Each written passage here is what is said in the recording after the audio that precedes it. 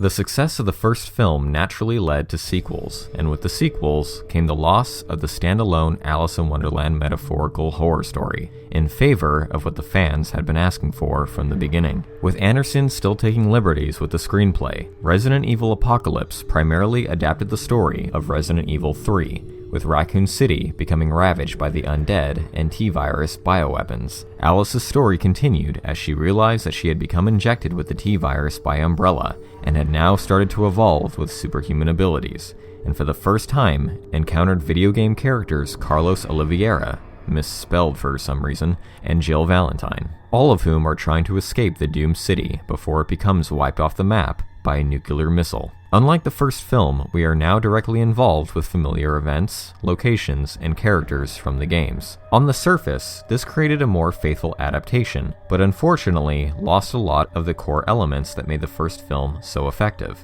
The claustrophobia of the Hive has been replaced with a wide-open city. The biohazardous zombies, played by dancers who had expert control of their bodies, have been replaced by hordes of civilian undead, played by hundreds of extras. The ominous Umbrella Corporation is no longer represented by faceless references and implications, and is now represented by actual characters with personal motivations. And the breakneck pacing and action has been doubled to the point of nonsense. However, the sequel can't be blamed for not wanting to repeat the first film again. Just like the games, everything had to be improved upon and doubled. More zombies, more bioweapons, more action, more story. But in doing so, the original horror and mystery takes a back seat for a sequel that has to be bigger and better than the first, and because of this, lacks the atmosphere, dread, and metaphors it once had. Obviously, a franchise that I love personally very much is the Alien franchise. What Cameron did when he made Aliens was he really showed how to progress a franchise, to make the franchise, stay alive and mutate and evolve and become stronger. He didn't try and remake Ridley's movie. He didn't try and make another dark, claustrophobic art house horror movie like Ridley had made. He gave you the horror of the original movie, but then he also gave you more. He gave you, the action, he gave you the drop ships, he gave you the big action sequences, he gave you the Marines, and he also gave you a lot of humor. GTA, motherfucker! Oh, yeah! 10 points! So you kind of got a slightly different movie to the first movie in the Alien franchise. And, not that I'm comparing us to the Alien franchise. Despite this, Apocalypse still succeeds in its execution due to its production team, budget, and story. The film is well shot, the stunts are incredibly impressive, the cold blues prevail throughout the color palette, and although Jeff Dana's score isn't as groundbreaking as Manson's, it still perfectly weaves orchestral with electronic to fit the fast-paced action.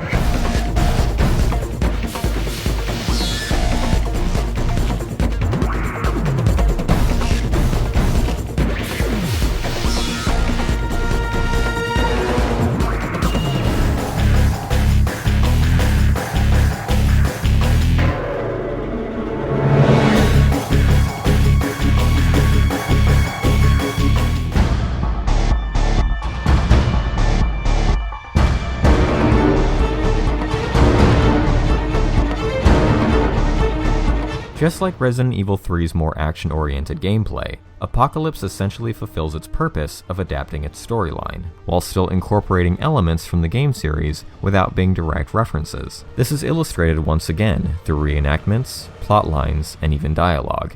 What if there is no way out of the city and he's watching us on these cameras like this is some kind of sick game?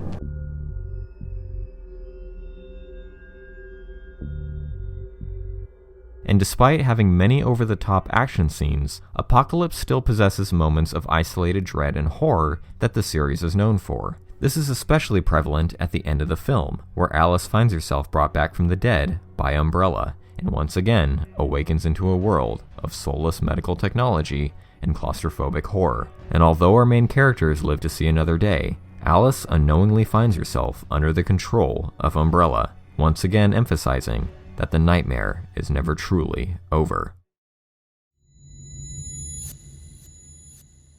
Resident Evil Apocalypse found an even bigger financial success than the first film, and even worse reviews from critics, but surprisingly received clout from fans who appreciated the adaptation for being closer to the games, but continuing to despise Anderson's original character, who they felt had now become an overpowered Mary Sue archetype that took the spotlight away from familiar characters Jill and Carlos. Who the fuck are you?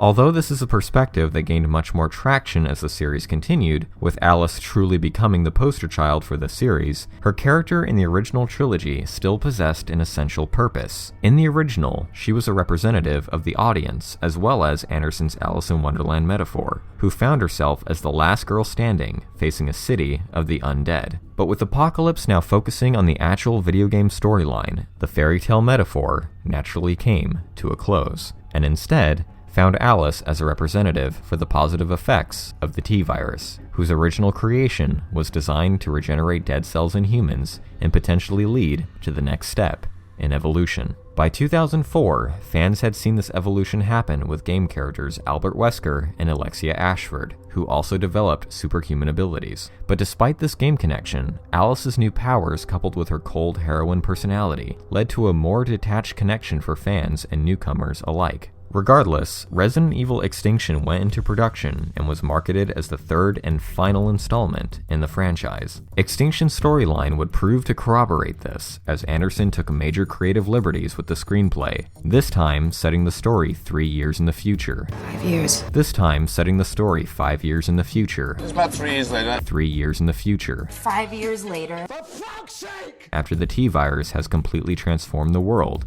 into a post-apocalyptic wasteland, choosing once again to create an original story with elements from the games instead of directly adapting them, as well as incorporating his obvious love for spaghetti western genre films and the Mad Max film trilogy. Really, the idea of kind of fusing Resident Evil with a kind of Road Warrior feel came from watching The Road Warrior again with Mila's brother, Marco, and he had never seen it. And it was like amazing to me. I thought, wow, there's a whole audience of younger kids who've never seen The Road Warrior, and they don't know how cool seeing armored trucks blast through these desert landscapes can be.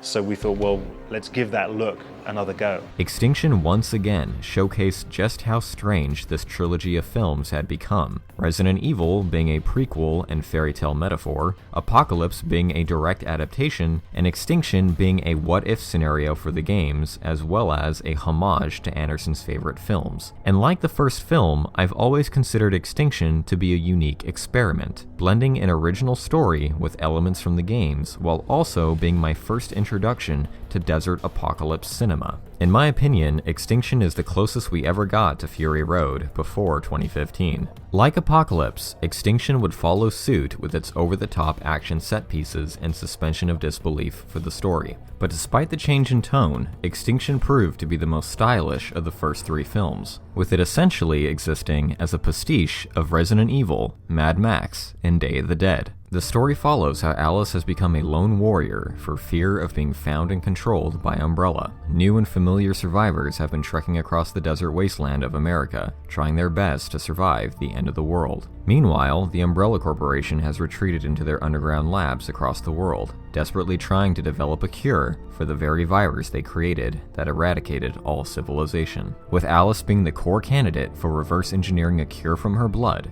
Umbrella resorts to creating clones that continue to fail to replace the original, and already we've gone far beyond the simplicity of the first movie's story in exchange for over-the-top concepts. But despite this massive change in tone, Extinction still succeeds in its execution of the original movie's elements, once again due to the production team and story. The production design is a post-apocalyptic dream with unique designs for the costumes and vehicles. The action scenes are well shot and choreographed, with almost all the locations being filmed in the actual desert. The film is emblazoned with a gorgeous palette of scorched yellow, orange, and black, and Charlie Clouser's score practically rivals the original by perfectly infusing powerful orchestra and melodic pianos and synthesizers.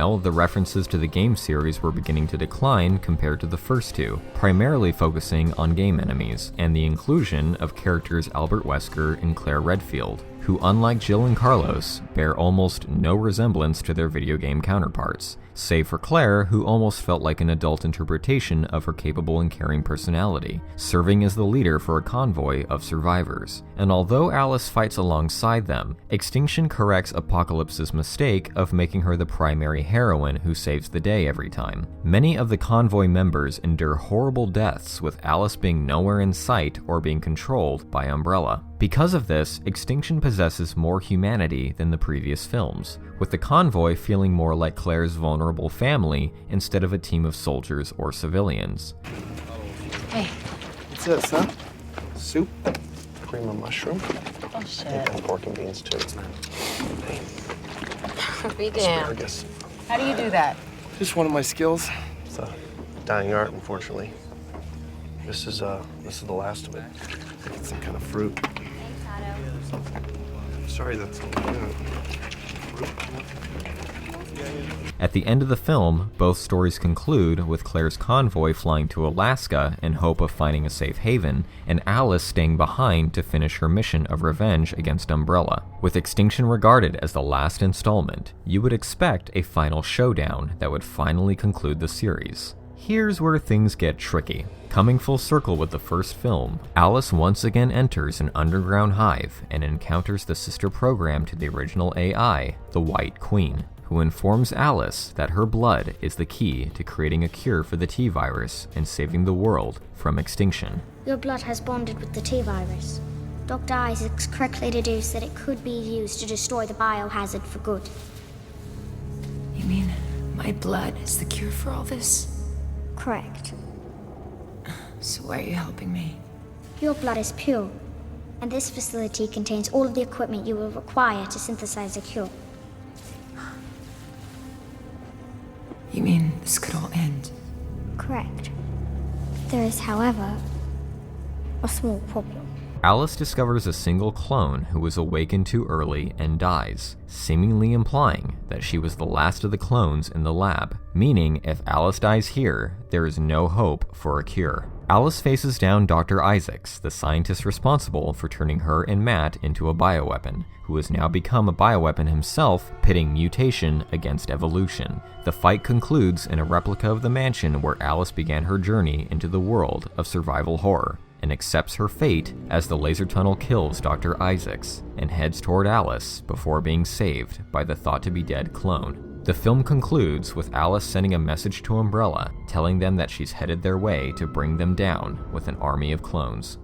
And thus, we have a problem. If Extinction was supposed to be the final installment, the story could have been concluded in two ways. The bad ending, where Alice accepts her death and ends her story, with Claire and her convoy having an epilogue in Alaska.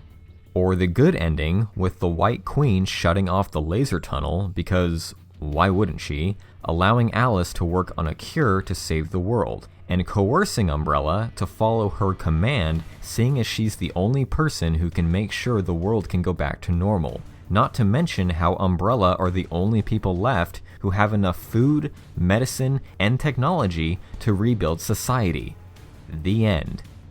But clearly, Sony and Anderson had other plans, and threw out the final installment in exchange for another sequel cliffhanger, which raised more questions than answers. How did Alice plan on transporting hundreds of clones to Japan? How did they plan on continuing a series that naturally progressed from an underground lab to Raccoon City to the entire world? Where exactly do you go from there? And why in the hell would Alice take down a company that is trying to find a cure to fix their mistake? What news of Project Alice?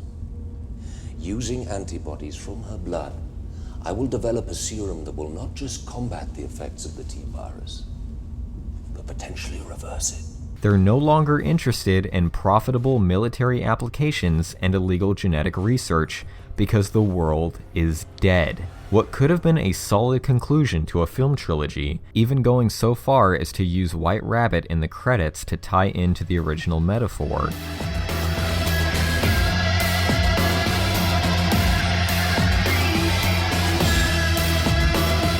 had now turned into an opportunity for more money-making sequels.